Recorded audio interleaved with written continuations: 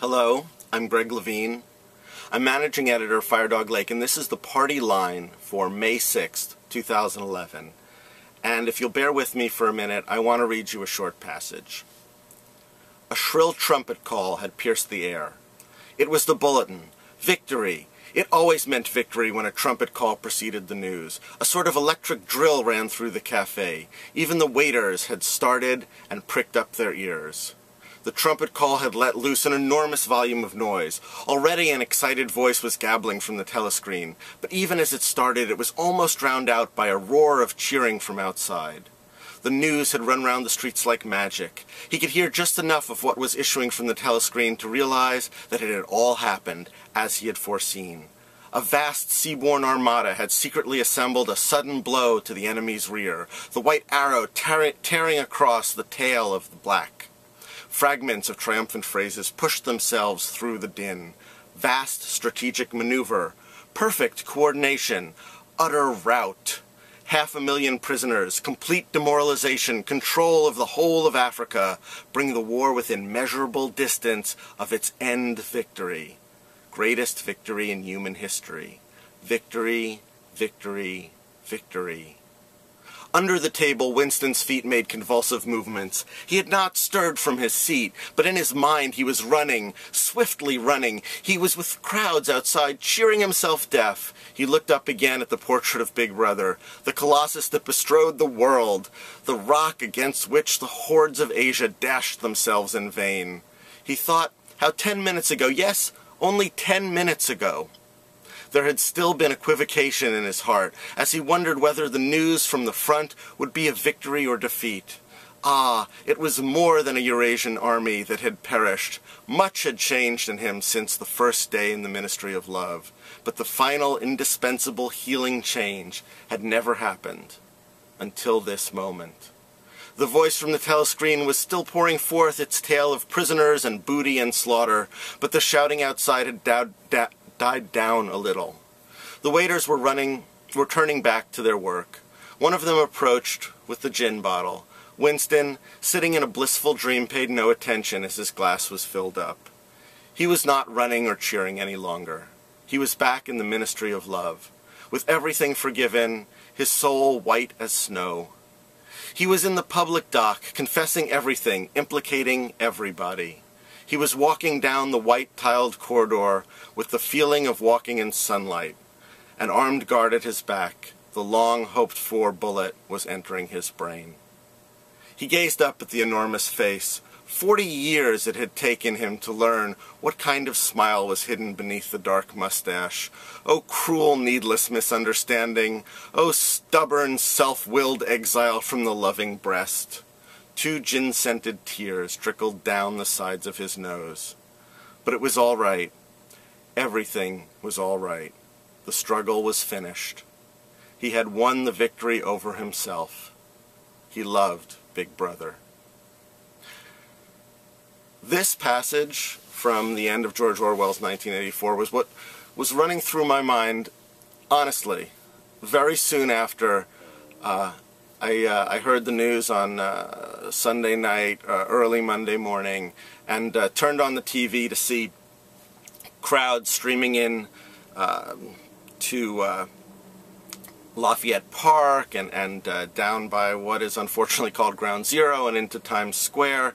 And as I watched this flag-waving Yahoo youth quake chanting USA, USA, USA, I got this really horrible feeling inside, the kind of feeling that a passage like that might give you, and I wondered, like, what was going on for all these people, mostly people who are described by all the reports, as best I can tell, as predominantly younger, so young that they would have been maybe 9 or 10 on September the 11th, 2001.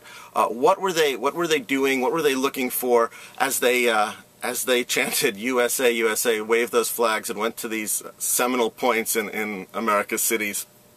I mean, part of me thinks, maybe they want that Alfred Eisenstadt moment. They want to be that nurse or that sailor and have that embrace, that, special carnal melding that you get, you know, with a sense of the ecstasy is so confusing. It could be anything.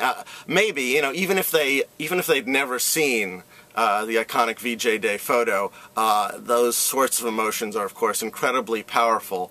But there was also this sense, this chill that blew through me, not unlike the cold wind that's described by Orwell towards the end of the book, when Winston sees Julia across a courtyard and sort of pursues her in a very kind of empty and doomed sort of way.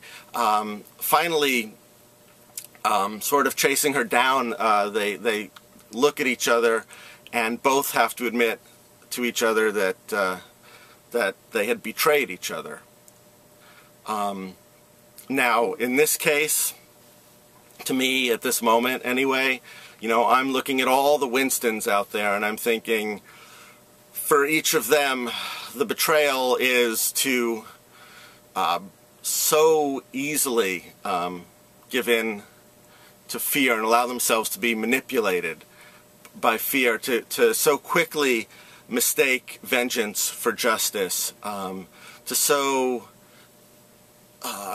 quickly give in to catharsis, you know.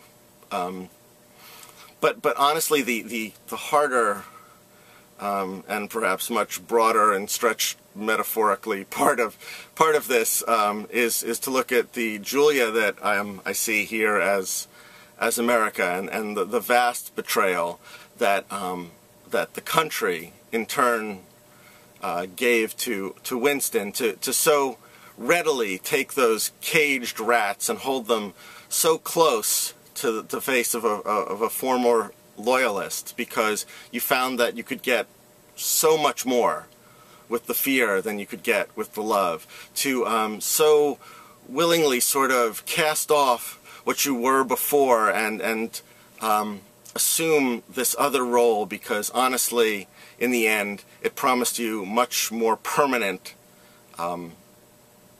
comfort and success.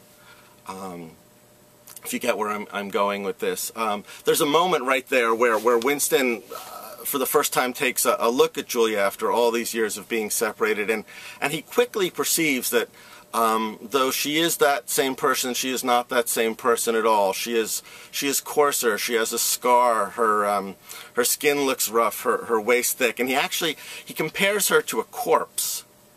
And you know, he realizes, some part of him realizes what the system has done to his once beloved other, and yet he doesn't really care. I mean, he specifically doesn't care, because for whatever joy he used to get from the loving embrace and the trusting relationship that he had with this other, with Julia, it has been replaced by something that feels so much more sure to him, which is this love of country, or more importantly, this freedom from fear.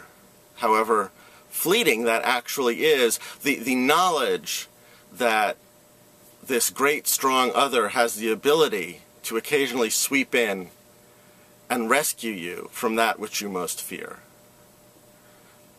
Much more powerful, makes you so willing to ignore what you know is missing. Oceania has always been at war with Eurasia. So, victory, USA, USA, USA. That's the party line. See you next week.